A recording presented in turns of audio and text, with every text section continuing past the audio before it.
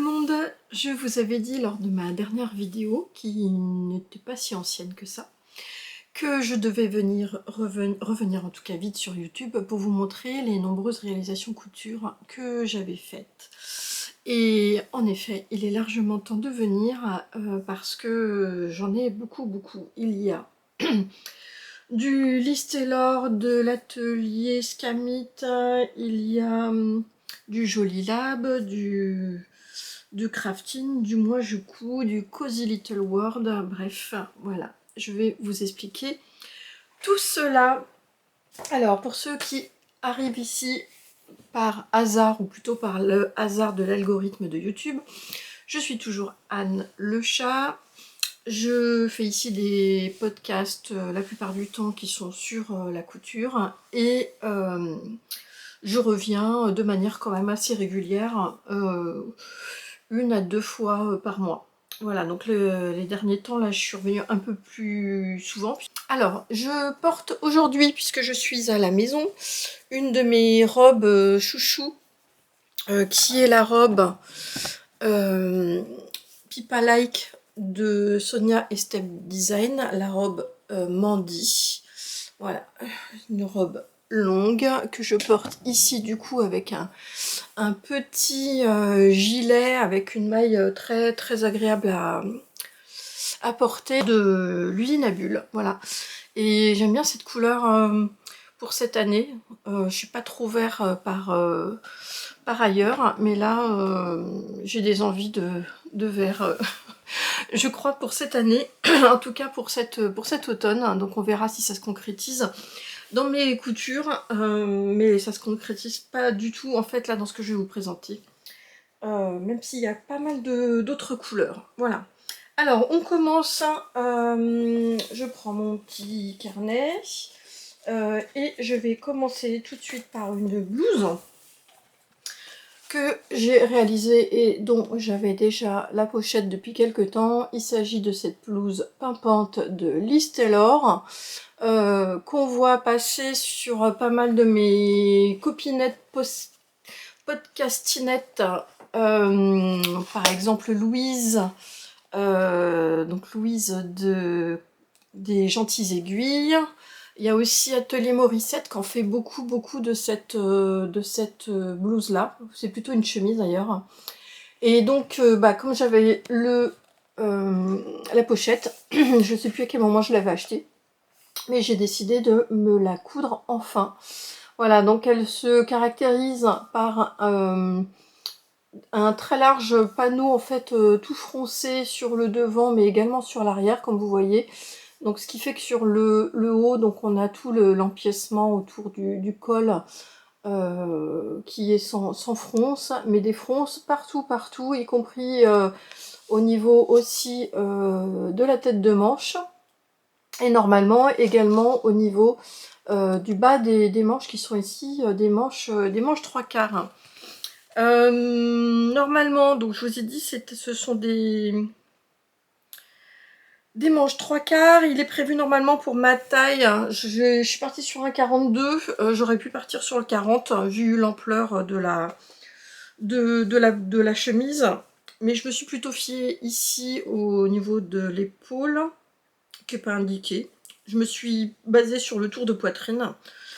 J'étais entre 40 et 42 en fait moi, et j'aurais pu partir sur le 40.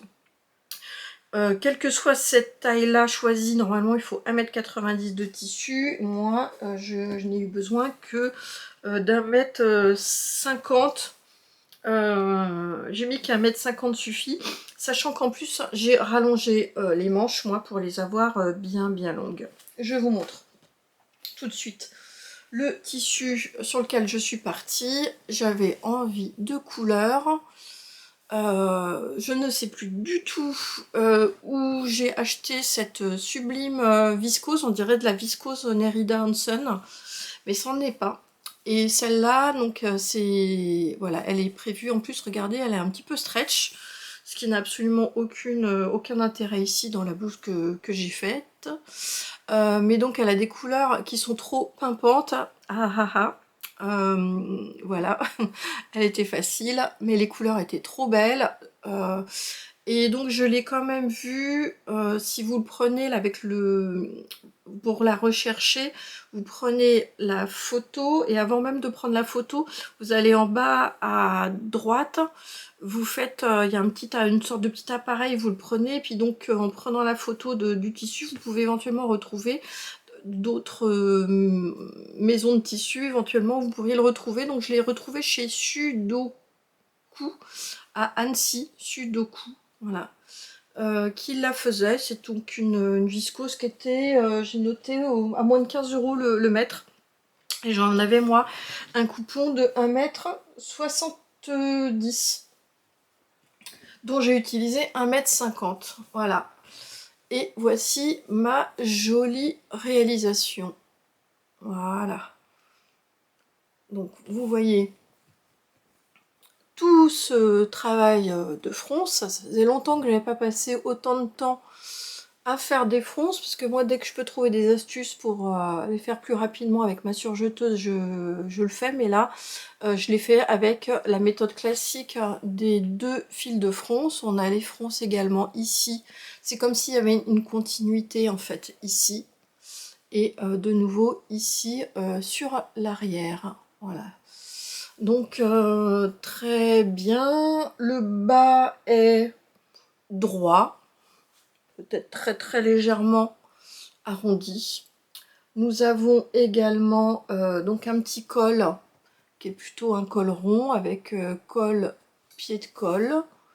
Je me suis plutôt pas trop mal débrouillée. Je finis comme d'habitude en faisant une couture ici à la main, ce qui fait que c'est aussi impeccable à l'arrière que devant. J'ai thermocollé du H180 une partie du col, pied de col, et aussi la moitié de la boutonnière. Je crois que c'est exactement comme ce qui est préconisé. Et donc comme je vous le disais, la seule modification que j'ai faite, c'est que j'ai rallongé mes manches. Je sais pas, j'ai dû les rajouter au moins de 20 cm, 20-25 cm, je sais plus, et donc je les ai recoupées après pour qu'elles soient à la bonne longueur. Et là ce que j'ai fait, c'est que j'ai fait un double ourlet de 2 cm et demi, 3 cm, dans lequel j'ai inséré mon élastique. Et donc voilà, c'est bien, ça tourne sans trop serrer, et je trouve que ça lui confère un comment dire, ça fait comme des manches un petit peu ballon, et que ça fait un effet un peu froncé qui rappelle les fronces qu'on a tout au long de cette encolure. Ici on a également, vous le voyez, un joli emplacement ici, empiècement, qui est monté en fourreau, non seulement ici mais également sur l'intérieur, comme vous voyez ici.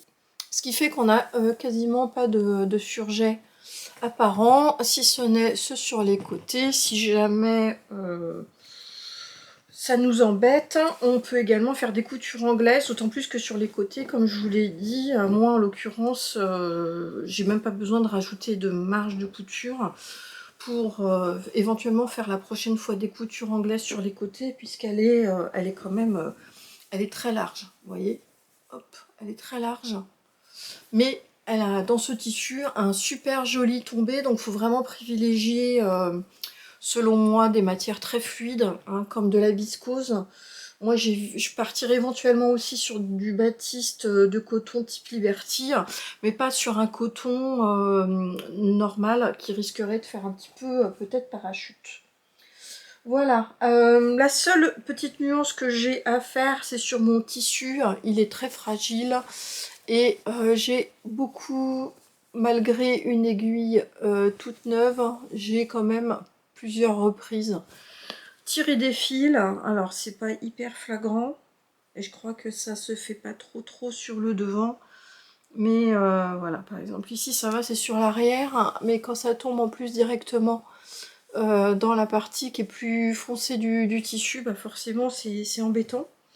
Donc il est quand même un peu fragile. Et alors j'ai eu très peur en faisant donc mes boutonnières. J'ai fait des vraies boutonnières, et j'ai mis des boutons de mon stock des petits boutons en plastique sous forme de fleurs que j'ai depuis au moins, ça se trouve, ça fait une dizaine d'années que je les ai et je les trouve bien. Mais vous voyez, même en faisant en fait les boutonnières, je trouve que ça fragilise aussi un petit peu le tissu. Et évidemment, j'ai raté la première. Pourtant, j'avais fait des essais.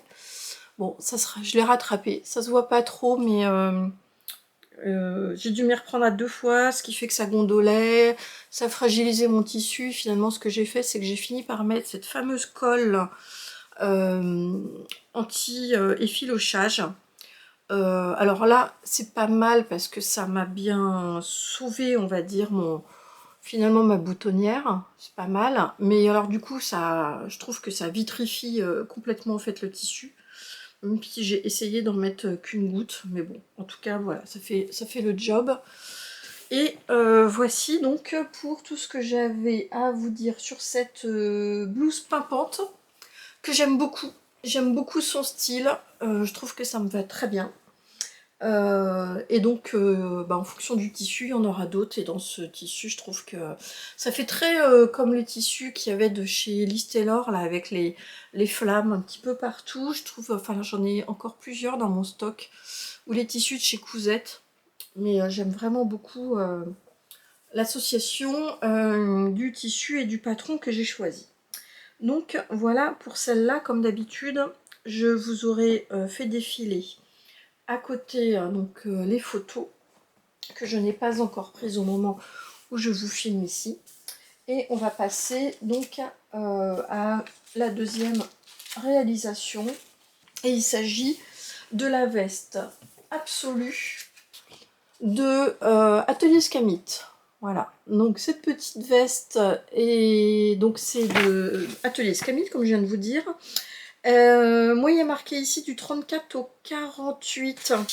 Alors, celle-là, pourquoi je l'ai faite? Tout simplement parce que j'ai complètement pris mon inspiration chez ma copine Servane, qui s'en est fait une version il y a déjà une bonne année de ça, dans un tissu matelassé. Et comme je vous en parlais dans mon dernier podcast, je vous montrais un petit peu tous mes différents petits gilets sans manches ou avec manches que j'aime bien porter, en tout cas cette année. Et j'avais envie de m'en refaire une autre dans un autre tissu. Et donc j'avais envie de partir sur un autre modèle. Et donc ce modèle-là différait de ma petite veste Molly de fibre moude par le fait surtout qu'elle a des manches raglants. Donc elle a des manches raglants. Il y a ici ce qu'on ne voit pas, c'est-à-dire des pinces le long de l'épaule. Par contre, on a un système de poches qui n'est pas des poches plaquées, mais c'est des poches en fait qui prennent l'intégralité du bas et qui vont être en fait fixées dans les coutures. Et donc ça me faisait bien envie. Et on a des manches normalement aussi qui sont suffisamment longues pour pouvoir faire ici un petit retour. Alors, cette veste absolue, moi j'ai fait un mix entre le 40, comme d'habitude ici, 40, et 42 quand même vers le bas. Et le tissu que j'ai utilisé, je vous en parle tout de suite, c'est un tissu que, voilà, waouh. Ouais, il flash, hein, mais il est magnifique. Et donc il s'agit en fait d'un coton indien que j'avais trouvé, donc un coton indien matelassé directement, que j'avais trouvé chez Quartier des Tissus à Tours Sud. Et donc il est matelassé comme ça de l'autre côté. Et là j'adorais. Quand j'ai vu... alors c'était une petite laisse en plus, c'était une laisse d'1,10 m. Et donc du coup j'avais dû en prendre davantage, j'avais dû en prendre 1,70 m. Et j'ai eu du bol parce que ça tombait pile, quoi. Il m'aurait pas fallu moins, alors que pour la veste normale, sur une laisse, enfin pour cette veste-là, sur une laisse qui aurait été une laisse normale, je pense qu'il aurait fallu sans doute 1,50 m, 1,40 m, 1,50 m, ça passait. Et ce que j'aimais bien dans ce petit coton indien, j'aimais bien en fait le motif en fait du matelassage derrière, déjà qui est dans la même couleur, parce que c'est pas toujours le cas. Et puis parfois je vois des matelassés qui sont jolis d'un côté, mais le verso ne me plaît pas. Mais là, bingo, je trouvais que c'était super, surtout dans l'idée d'en faire une veste, alors elle n'est pas réversible, hein, mais d'une veste pour laquelle on a les manches qui sont retournées, Et donc là, on avait vraiment le revers qui est exactement de la même couleur. Je vous montre ma veste. C'est vraiment une petite veste kimono. Voilà, oh, je trouve que encore plus avec ce tissu qui fait un peu japonisant, je trouve. Et voilà, donc je vous montre les détails. Donc je vous parlais de la fameuse pince qu'on voit mieux sur l'intérieur. Donc celle-là, je ne l'ai pas goncée, mais on la voit. Donc elle va de là jusque là, ce qui fait en fait la pente douce ici au niveau de l'épaule. Sinon c'est vraiment très basique, hein, des manches qui vont être un peu plus longues que la normale pour pouvoir faire donc le revers. Et puis donc on a les poches ici. Alors les poches du coup c'est là où si j'avais pas eu assez de tissu, j'aurais pas fait les poches. Mais c'est quand même un détail aussi qui est sympa parce que ce sont des vraies poches, on peut vraiment mettre ses mains dedans. On peut mettre quelque chose dedans et voilà, c'est très sympa. L'intérieur, alors l'intérieur c'est du atelier Scamit, donc pourquoi faire simple comme on peut faire compliqué, mais c'est aussi ce qu'on aime.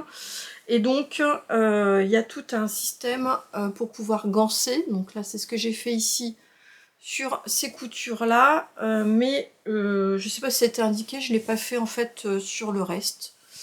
J'ai juste, et ça me suffisait largement, voilà, ganser donc mes intérieurs ici sur les côtés, surtout, je me suis appliquée pour poser mon billet. Et je l'ai posé, alors autant là j'ai réussi à le poser en une seule fois. J'étais assez contente de moi parce que mon matelassier en fait n'est pas très épais. Donc j'ai pu le poser en fait à cheval directement et c'était très clean. Autant là, en fait, je me suis trompée, j'ai commencé à le poser, bref, sur un côté, voilà, et à le rabattre. Et j'ai commencé à le faire sur l'envers. Et donc du coup, pour avoir quelque chose de net, bah, j'ai tout refait à la main. Pour finir de coudre ici mon biais, j'avais pas spécialement envie d'avoir une couture qui soit un peu en zigzag parfois. Donc ça a pris beaucoup de temps, mais moi j'aime bien coudre à la main. Et j'ai oublié de vous dire si j'ai également prolongé, donc de là à là également sous les bras, puisque on est là également après à faire le biais sur, donc au niveau des manches, on ne doit pas être loin d'une dizaine de mètres de biais nécessaires, surtout si on ganse. Voilà. Qu'est-ce que j'ai à dire sur cette petite veste? Alors je l'aime beaucoup, je ne l'ai pas encore portée parce que bah comme d'habitude elle est là. Et donc tant qu'elle est là, je la descends pas dans ma chambre et tant que je ne vous l'ai pas montrée, je ne la porte pas. Donc là je vais pouvoir la porter, surtout que c'est vraiment la saison. Je vous dis déjà, donc je vous ai dit ce que j'ai fait en termes de taille. Pas de colle. Ah si, on a plusieurs propositions en fait qui nous sont faites. Je l'ai pas ici, mais on a plusieurs, je crois, propositions de colle ici. Voilà, donc avec colle, sans colle, veste courte, veste plus longue. Donc comme toujours, on a la vidéo d'Atelier Scamit et on a les étapes de préparation, et en l'occurrence, on a toutes les étapes de préparation avec tout le droit fil thermocollant à mettre partout chez Johanna. Alors j'adore ce qu'elle fait, mais ça des fois je trouve ça très fastidieux. Et là en l'occurrence, moi là c'était du bon coton, et en plus ce qu'il y a, c'est que je crois me rappeler dans sa vidéo que en fonction de l'endroit, puisque c'est une veste qui n'est pas doublée, donc en mettant du droit fil thermocollant, il faut faire encore plus attention derrière à être précise sur les marges de couture qu'on va avoir, parce que sinon le droit fil thermocollant, bah, on risque de le voir. Donc moi je me suis fait, voilà, j'ai zappé cette partie-là, sur les bons conseils aussi de ma copine Servane. J'ai oublié de vous la montrer, mais j'ai mis une petite étiquette ici, Only Love, et parce qu'elle était trop assortie à ma veste. Et puis aussi parce que j'ai recommandé un calendrier de l'Avent Home Couture. Et donc je vais avoir plein de nouvelles étiquettes. Donc je me dis que c'est quand même bien de pouvoir les mettre sur une bonne partie de mes cousettes. C'est que Atelier Scamit, c'est une stature d'1,70 m. La plupart du temps, ça ne pose pas trop de problèmes parce que on se dit c'est pas grave, je vais raccourcir sur le bas. Donc moi je fais 1,65 m, donc le décalage entre ma taille et la stature est pas si importante que ça, donc je me suis pas méfiée. Mais j'ai noté que si la prochaine, en fait, il faut vraiment que je fasse la ligne de stature et que je réduise ici, parce qu'en fait, je trouvais ma veste un petit peu trop longue. Là encore, j'aurais bien aimé finalement qu'elle soit un peu plus courte. Et le problème, c'est que si jamais on met les poches, donc vous voyez, là, j'ai dû enlever 3 cm, mais après, je peux pas enlever plus, parce que sinon, mes poches, elles sont vraiment ridicules. Donc on est bloqué par cet aspect-là. Donc faites bien attention si vous êtes plus petite que la stature, hein, je vous dis même 1,65 m, il faut réduire ici déjà. Et si vous allez voir en fonction de mes photos à moi, pour savoir où elle me tombe, mais si jamais vous avez envie d'une petite veste, qui est même une veste un peu plus courte que cette veste-là, eh bien, il faudra vraiment que vous évaluiez votre diminution de stature à ce niveau-là et anticiper cela. Ou alors, vous ne faites pas les poches. Vous faites par exemple des poches aussi tout simplement plaquées. Et comme ça, c'est plus facile en fait à réduire directement en fait sur le bas votre veste. La troisième dont je vais vous parler là, ah oui, c'est une réalisation couture dont je suis super fière.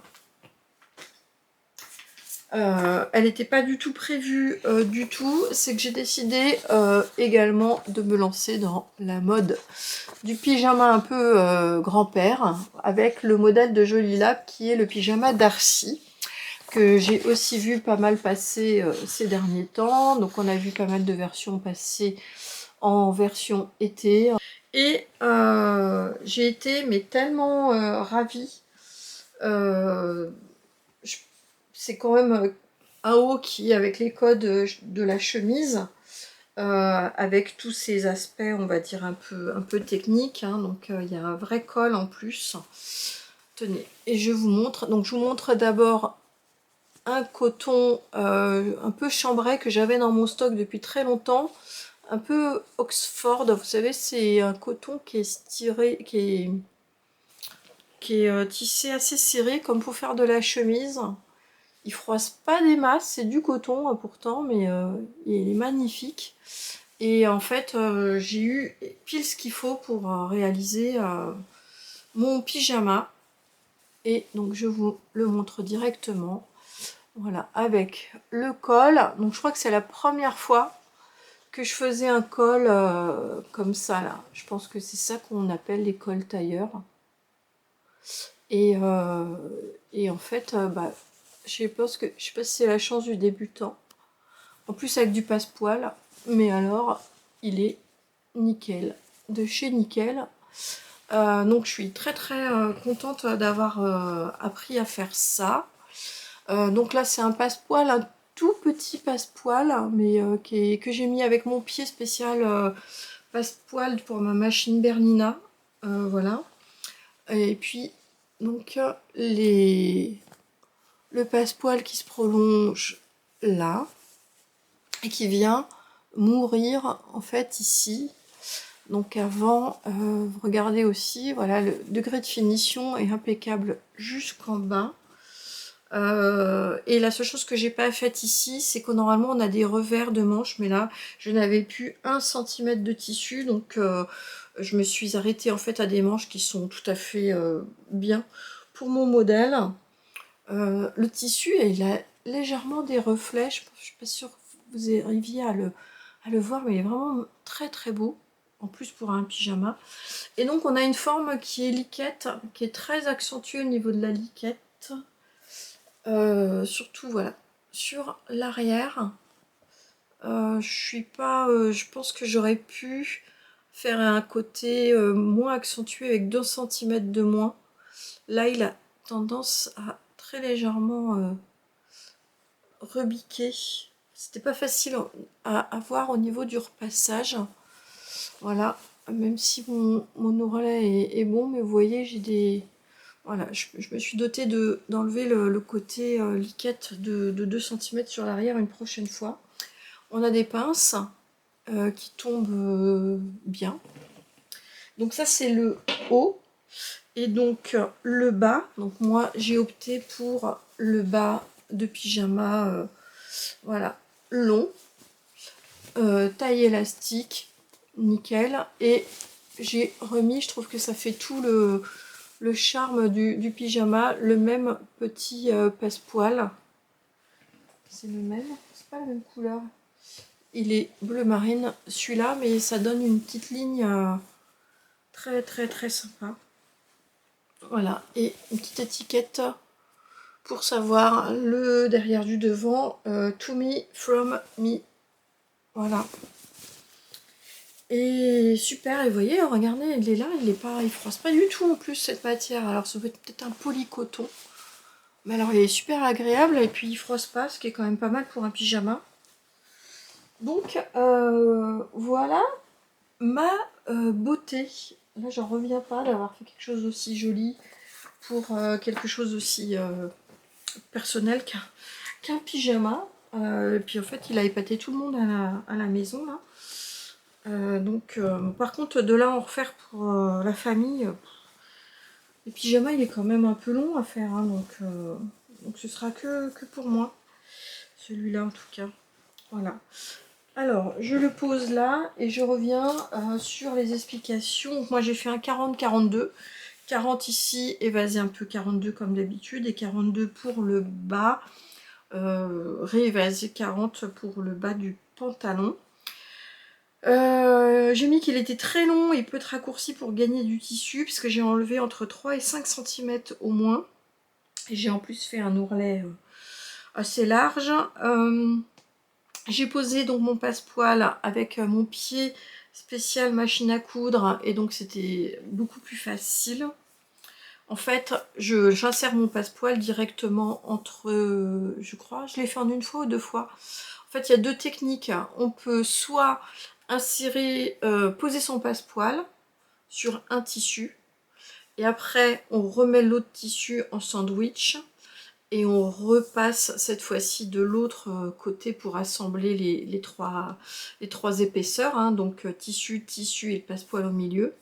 Et sinon, il est aussi possible de tout faire en une seule étape. Alors, moi, je crois que je fais en 2 étapes quand même, mais on peut faire en une étape, c'est-à-dire mettre son tissu, le passepoil, le deuxième tissu, et donc avec le pied, on a une petite rainure en fait à l'intérieur du pied qui permet de capturer en fait la bosse du passepoil, ce qui fait que en fait l'aiguille on va affleurer au niveau du passepoil, et ça va donc assembler les trois couches en fait directement.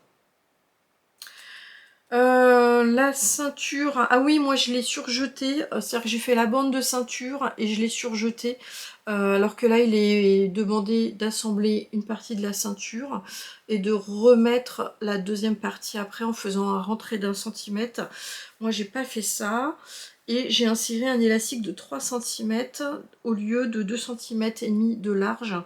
Je trouve que ça se tenait mieux par rapport à l'espace, en tout cas que moi j'avais, puisque en surjetant, du coup j'ai pris que 0,7-0,8, alors que si on coud on est à 1 cm, donc du coup j'ai un différentiel de 0,4 ou 0,6 cm, ce qui explique que j'ai pris un élastique plus large que ce qui est prévu initialement. Voilà. J'ai mis que j'avais un coupon de 2,20 m de mon tissu, qu'après avoir fait le bas du pyjama plutôt, il me restait moins d'1 mètre de tissu, donc j'ai mis 1,20 m pour le haut et après 1,20 m pour le bas, c'est ça, 1,20 m, 1,30 m, et il me restait que 90 cm même uniquement pour faire le haut, et j'ai réussi à le faire en enlevant directement 3 cm sur la longueur parce que j'avais pas le choix. J'ai pas pu faire les poches, j'ai pas pu faire les bracelets de manches puisque j'avais plus du tout de tissu. Donc là, quand on n'a plus du tout de chute, on est super contente. On va passer très rapidement sur une réalisation couture que vous avez l'habitude de voir chez moi. Il s'agit du pantalon fez de la Maison Victor. Donc là, je vous laisserai vraiment regarder ou soit sur mon Instagram ou mes anciennes vidéos. Voilà, c'est un pantalon avec des jambes larges, mais qui est vraiment parfait, moi, pour ma morphologie. À chaque fois, j'en ai des compliments. Je les mets tellement souvent, mes pantalons, que du coup, ils finissent par s'user. Et là, j'avais trouvé ce coton chez Mode Tissu à Tours. C'est un magasin indépendant. Et j'aimais beaucoup, beaucoup le tissage ici de ce tissu. Donc je trouve que ça fait encore un effet un petit peu sashiko à la japonaise. Et donc je le voyais très bien en pantalon fez. Donc vous voyez, la ceinture est droite ici. Les fronts sont uniquement sur l'arrière. Il n'y a pas de poche. Ça vient assez épousé au niveau des hanches et ça tombe après tout droit. Et un très très large ourlet sur le bas. Regardez, puisque moi il est même déjà retourné, ce qui donne du plombé en fait au pantalon. Donc là je pensais que ça allait être un bon pantalon, que j'allais pouvoir aussi me mettre sur l'automne, mais finalement je lui trouve plutôt un aspect printanier été. Et donc je vais plutôt essayer de lui trouver d'autres tissus. Voilà, plus dans l'esprit automne et plus chaud. Lui, il sera prêt pour l'année prochaine. Donc ça, c'était le pantalon fez de la Maison Victor, un magazine de mémoire de 2018. On va passer sur mes deux réalisations Craftine. Comme vous le savez, je suis abonnée à la Craftine Box. Craftine m'a déjà proposé depuis peut-être maintenant, pas encore une année, mais un peu moins, de faire partie du programme avant-première. Une robe, alors c'est la robe dont je vous mets ici, on pourrait dire que c'est la robe Ige.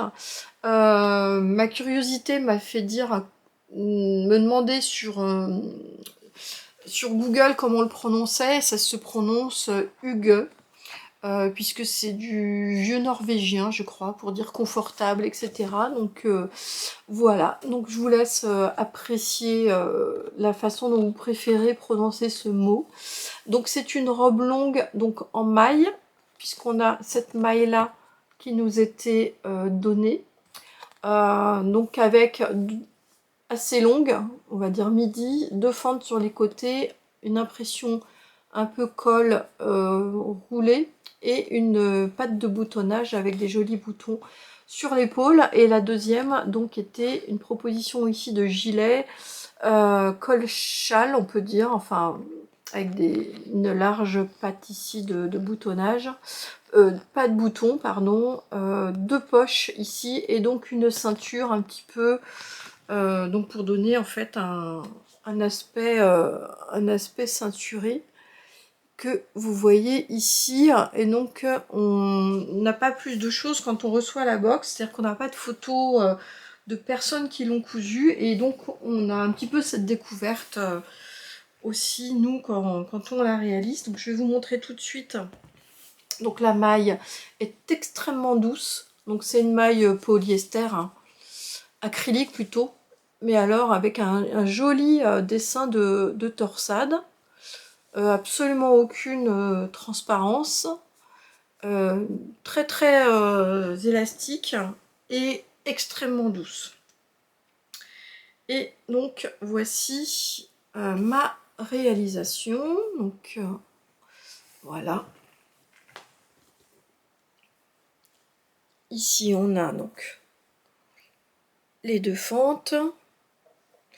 On a ici sinon les manches finies ici tout simplement par un ourlet. Et donc normalement on a ici une vraie patte de boutonnage à réaliser avec ce col qui normalement est un col qui est deux fois plus haut, et donc moi je vais vous expliquer les modifications que j'ai pu en faire. Et on a des jolis boutons, alors c'est des boutons en plastique, hein, mais ils sont vraiment très très jolis, qui sont le long de cette patte de boutonnage. Donc moi je l'ai réalisé en taille 40, pas du tout besoin de passer au 42, la maille est très souple. Donc on avait un métrage d'1,70 m, utilisé intégralement, hein, pour réaliser cette robe. Peut-être également, peut-être un tout petit peu moins, peut-être pour le gilet. Je l'ai lavé sans surjeter, il s'effiloche absolument pas. Le séchage s'est fait très rapidement. Et donc moi, j'ai modifié. Alors j'ai au début fait la proposition qu'il nous faisait. Le col est un col qui est très mou, donc il est tout doublé en fait, hein. C'est un col qui est comme ça, qu'on reprend avec la surjeteuse. Mais en fait, je trouve que la maille est très souple, et donc je trouve que le col, excusez-moi pour l'expression, mais vraiment il dégueule. Donc c'est peut-être voulu, mais moi ça me plaisait moyennement, ce qui fait que je l'ai replié ensuite sur l'intérieur, ce qui fait que j'ai 4 couches de tissu, et j'ai fait juste un petit point ici pour que ça puisse être maintenu. Voilà, donc j'ai fait ça, et la deuxième modification que j'ai faite, c'est que pour moi il n'y avait absolument aucun intérêt à faire une patte de boutonnage, à prendre le risque de rater en fait les boutonnières ici sur de la maille. Et ce que j'ai fait, c'est que donc j'ai fait la patte de boutonnage ici, donc elle est à part, je l'ai thermocollée. Et je l'ai inséré en fait en sandwich entre les deux coutures de mon épaule, ce qui fait qu'après je l'ai simplement rabattu d'un côté avant de poser mes manches et de poser mon col, ce qui fait qu'en fait c'est une fausse patte de boutonnage, et j'ai juste posé mes boutons ici en surimpression. Donc c'est tout ce que j'ai fait. Et je pense qu'il n'y a absolument aucune modification par rapport au fait de visuellement, si ce n'est que j'ai gagné sans doute pas mal de temps.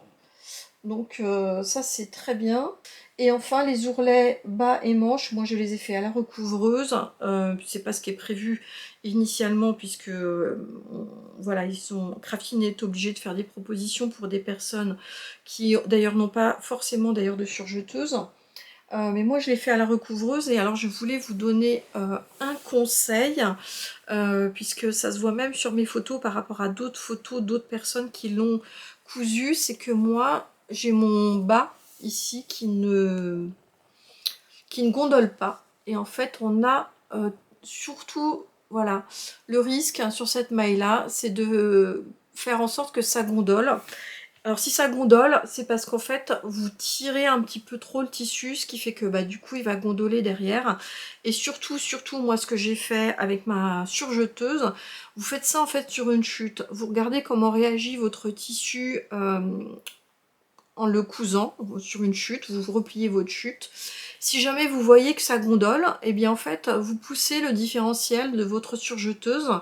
Et là moi je l'ai poussé d'un cran, ça continuait de gondoler très légèrement, et en fait j'ai trouvé le moyen idéal d'avoir mon tissu qui était parfait et qui était droit, en ayant deux crans, donc je crois que je suis allée donc à 1,5 au niveau de ma surjeteuse, c'est-à-dire que c'est du différentiel. Le différentiel, plus on le pousse jusqu'à 2, plus il va avoir tendance à resserrer justement le tissu. Donc là c'est justement ce qu'on veut, ça va resserrer le tissu, mais le tissu au départ étant très élastique, ça va le resserrer pour qu'il puisse être droit. Et donc c'est ce que j'ai fait pour la surjeteuse, mais également pour ma recouvreuse, puisqu'on a également un système de différentiel pour la recouvreuse, et donc c'est ce qui a permis également que je puisse avoir mes ourlets ici qui sont droits. Et j'ai fait exactement la même chose avec le gilet. Voilà, donc là je vous aurais mis aussi les photos, donc ça va être super à porter, voilà, avec des collants. pour cet automne. Et puis donc, le deuxième, c'était le gilet Shadow qui nous était proposé. J'ai encore une fois un peu fait ma rebelle, puisque je n'ai fait ni poche, ni ceinture. Je trouve que c'est très bien pour des jeunes et des femmes qui n'ont pas trop de forme. Voilà. Mais alors, en fonction de certaines morphologies, et notamment la mienne, c'est le fait d'avoir aussi un gilet avec une ceinture comme ça. J'hésite entre le style un peu robe de chambre ou pouvoir un petit peu mémérisant. En tout cas sur moi. Donc je sais que c'est le cas. Donc moi, j'aime ce type de gilet quand il est tout droit.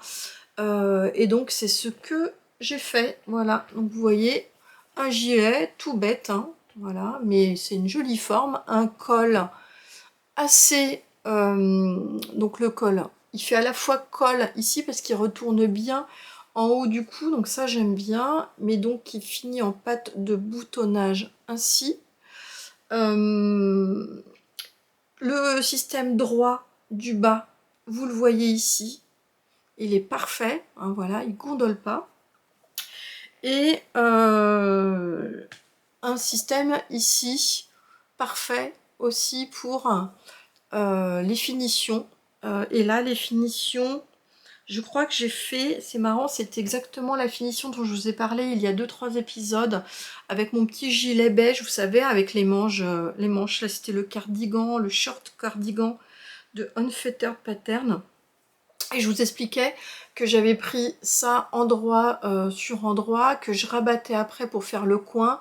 Et là, en fait, normalement, il est prévu de faire une surpiqûre en fait à la machine à coudre. Et là, j'ai fait pareil. Moi, j'ai fait toute ma dernière ici couture à la main. C'est dans le sens vertical. Donc on n'a pas besoin non plus de beaucoup d'élasticité. Et ça m'évite d'avoir une surpiqûre qui serait pas très jolie, donc du coup ça me fait quelque chose de bien. Voilà. Qu'est-ce que j'ai à vous dire d'autre dessus? Et j'ai utilisé les 3 petits boutons, mais cette fois-ci un peu en déco, ici, comme si c'était une petite broche. Voilà, donc je les ai utilisés ici. Les poches, j'avais prévu de les faire. Tenez, voici la preuve. Donc voici mes poches. Ça c'est pas facile à faire parce qu'il faut les faire hyper carré, que ce soit minutieux. Et là je voulais vous donner un conseil pour vous montrer comment moi j'avais fait. J'avais posé, je sais plus si c'est prévu, mais du stabile, enfin du thermocollant ici sur un côté. Voilà, le haut de le rabat de la poche, je fais endroit sur endroit, je fais une petite couture ici, et après c'est ce qui va me permettre, je décrante pas, je crante pas, hein, et de bien rabattre, et donc ça me donne ça. Et après, je crois que j'ai posé aussi du stabile manche pour le coup ici sur tous les côtés, et j'ai piqué tout autour et donc ça m'a donné une poche qui était qui avait de la tenue et qui était avec une forme qui se déforme pas. Donc moi ce que j'avais fait en fait c'est que je l'ai posé ici, je l'ai bâti et je me suis aperçue que j'aimais pas. Voilà. Mais très bien comme forme de gilet basique à refaire. Une forme un petit peu évasée. Et voilà, qui n'est pas tout à fait droite, elle est un peu évasée et je le trouve très sympa. On part sur le Moi je couds. Voilà, patron moi je couds. Et donc, toujours dans ma petite envie de me faire des petits pulls, sous-pulls, etc. Débardeurs. Je me suis rappelé que j'avais acheté, au moment de sa sortie, le pull puzzle, donc de patron moi je couds. Donc patron qui va du 32 au 52. Voilà ma pièce avec cet empiècement ici en V qui est pas facile à faire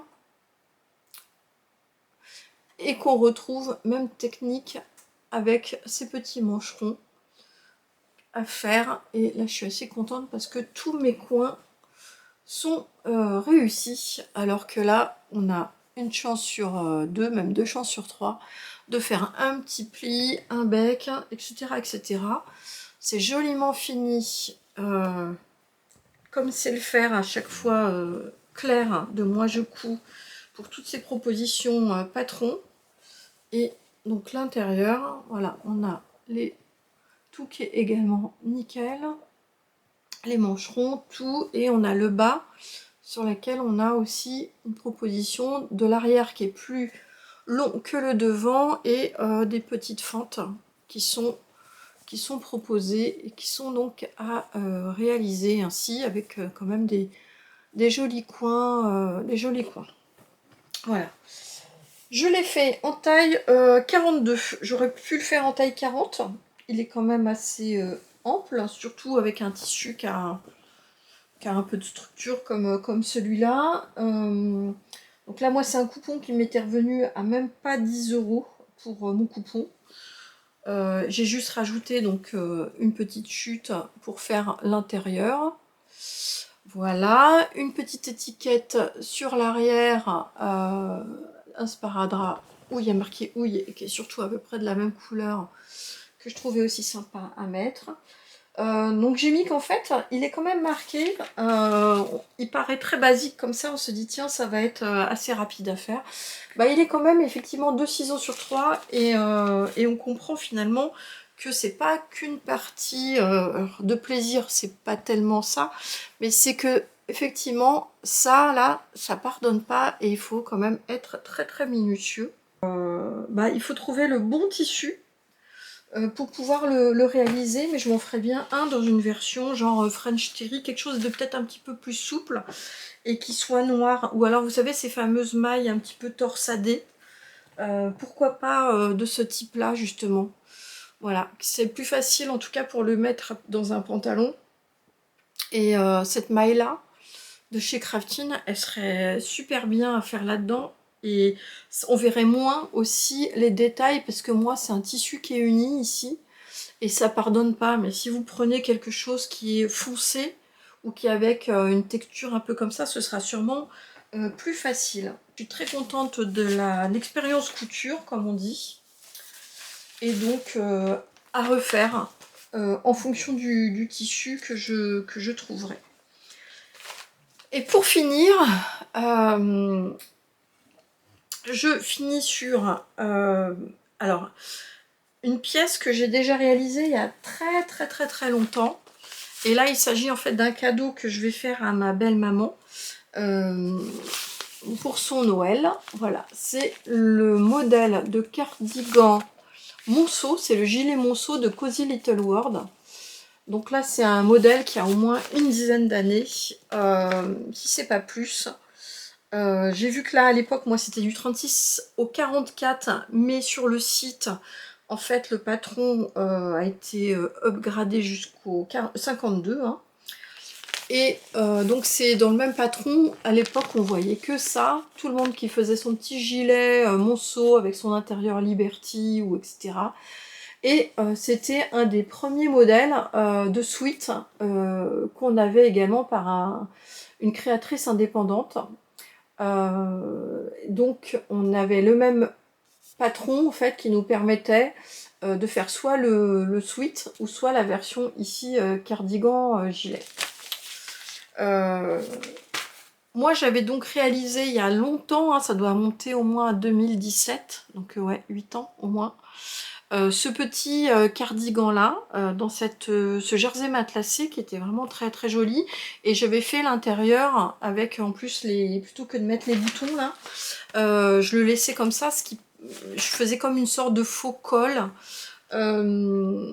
avec un tissu, un coton noir à pois blanc, et comme je l'avais fait à l'époque en taille 40, et que de mémoire, on va dire que c'est un 40 qui taillait peut-être un peu 38.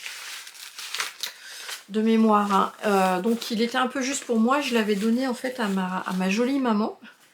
Ma jolie maman de 90 ans.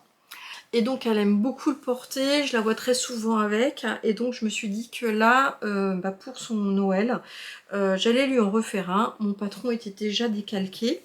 J'avais en stock cette maille bleu marine, d'un joli bleu marine, vraiment intemporel, qui est un French Terry de très bonne qualité. J'avais un gros coupon là, je sais pas si je l'avais acheté chez Benitex il y a déjà quelques années.